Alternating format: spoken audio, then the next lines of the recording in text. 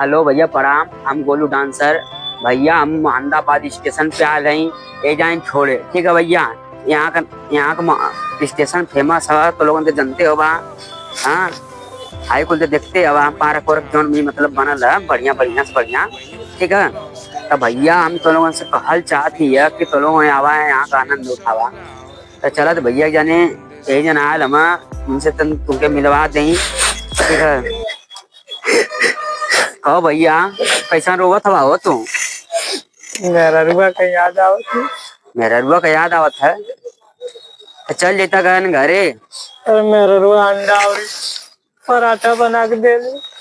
पहले कुल दोगलवा खा लिए, नहीं तो मारा मारा तोर गाल फाड़ दूंगा। अरे भैया तो कान होगले उले जा। अरे वो ना आवत के लगा तो कौन दूसरे के फंसा ले ले। अरे तो भैया तो चल जा घर में। ऐसे जाए उधार रहिया या मत लगा तो गाँव के लड़कन के फंसाइले। अच्छा, तब तो भैया समझ ला के लगा तो